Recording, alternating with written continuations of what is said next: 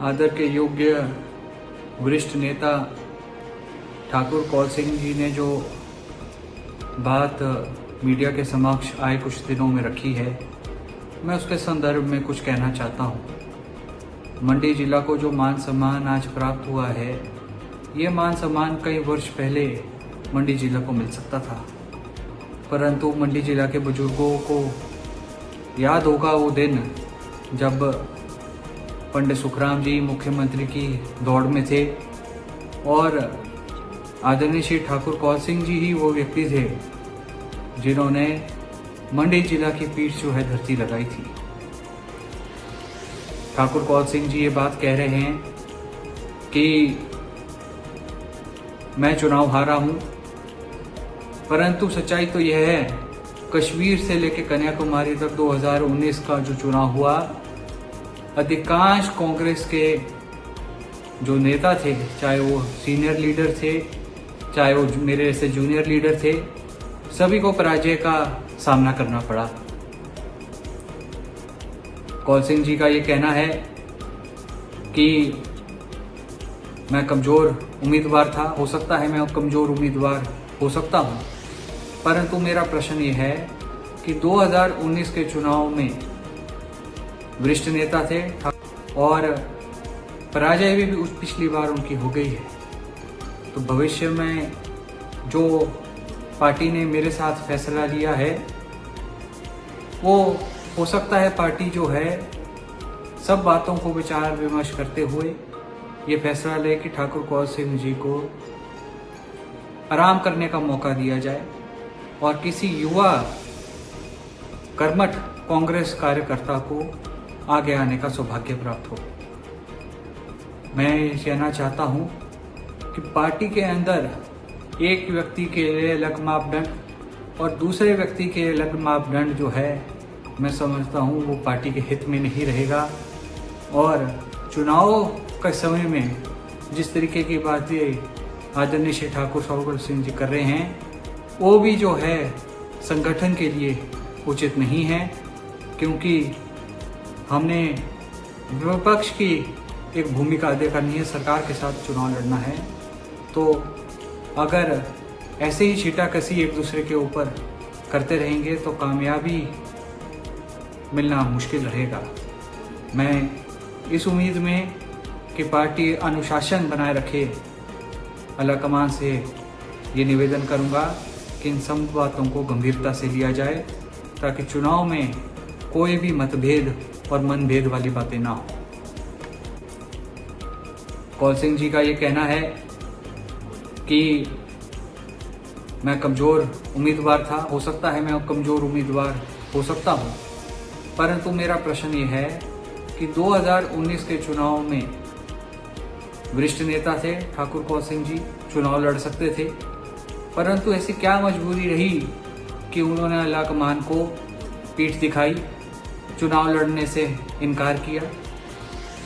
और अगर सदर चुनाव क्षेत्र में मुझे मत प्राप्त नहीं हुआ तो ऐसा कौन सा विधानसभा क्षेत्र था प्रदेश के अंदर जहां पे कांग्रेस बढ़त पे थी।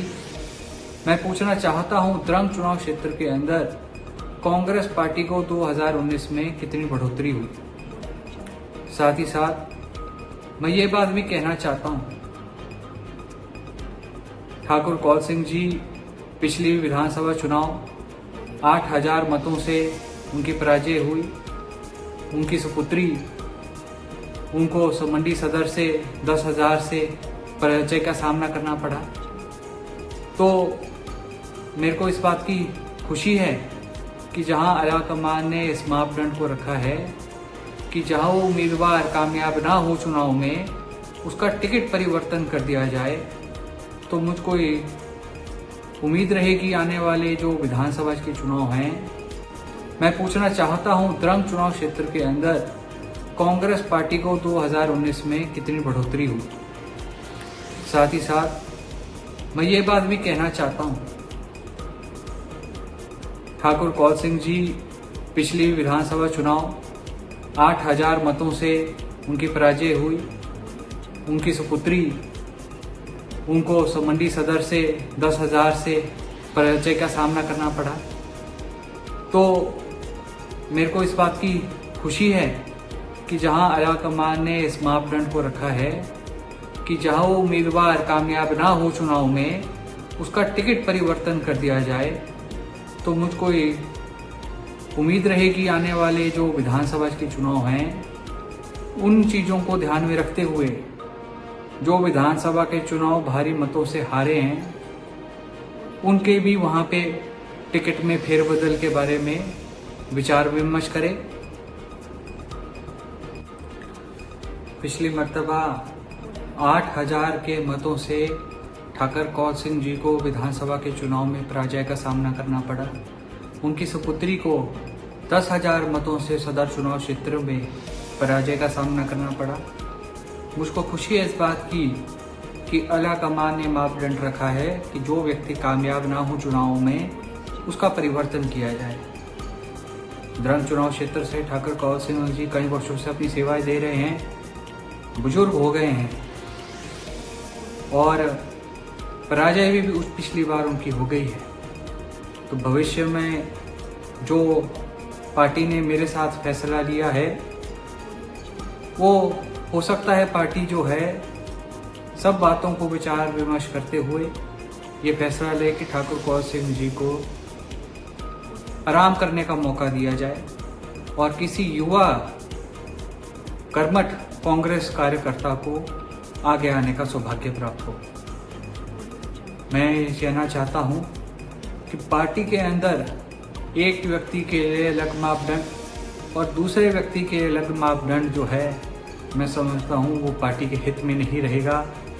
और चुनाव के समय में जिस तरीके की बातें आदरणीय श्री ठाकुर कौल सिंह जी कर रहे हैं, वो भी जो है संगठन के लिए उचित नहीं है।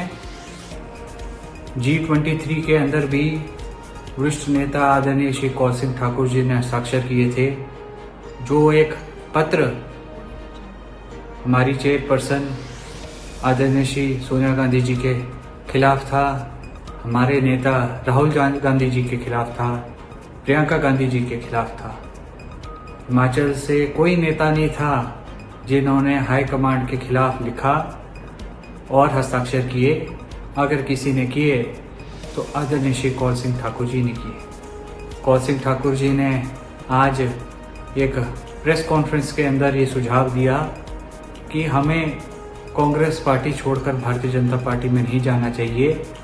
मुझे नहीं पता उनको कैसे इस बात की जानकारी है, क्योंकि ऐसी हमारी कोई मंशा है नहीं, परंतु हो सकता है उनकी नड्डा जी से कोई खास बातचीत रही हो। ना पंडित सुखराम जी ने ये बात कही कि हमने कांग्रेस पार्टी छोड़नी है, ना मैंने ये बात कही है कि हमने कांग्रेस पार्टी छोड़नी है। इस तरीके के बयान देकर पार्टी को तोड़ने का काम आदरणीय श्री कौल सिंह ठाकुर जी कर रहे हैं। वरिष्ठ नेता आदरणीय श्री कौल सिंह ठाकुर जी ने बात कही कि मैंने जो है राहुल गांधी जी के पैर में पड़कर जो है टिकट निवेदन किया। मैं समझता हूँ हमको पार्टी में शामिल करना आदरणीय श्री राहुल गांधी जी का फैसला था और उस पर प्रश्न चिन्ह उठाने का मतलब है राहुल गांधी जी के ऊपर प्रश्न चिन्ह उठाना। मैं अपने बुजुर्गों सभी को ये चरण स्पर्श करता हूँ, चाहे वो कौल सिंह जी हो या अन्य कोई वरिष्ठ नेता हो, और वो केवल उनका आशीर्वाद पाने के लिए, परंतु ना ही राजनीतिक लालसा के कारण मैंने आज तक किसी के पैर छुए हैं और ना ही राजनीतिक में अपना उल्टा सीधा कराने के लिए मैं किसी का पैर छूऊंगा। ये राहुल गांधी जी का प्रेम है पंडित सुखराम जी के प्रति कि उन्होंने ये बात कही कि पंडित सुखराम जी, आप से राजनीतिक रिश्ता नहीं है, आपसे एक पारिवारिक रिश्ता है। और मैं समझता हूँ ये बहुत बड़ा एक मान सम्मान राहुल गांधी जी का और प्रेम पंडित सुखराम जी के लिए है, और जिसके लिए मैं हमेशा उनका धन्यवादी रहूँगा।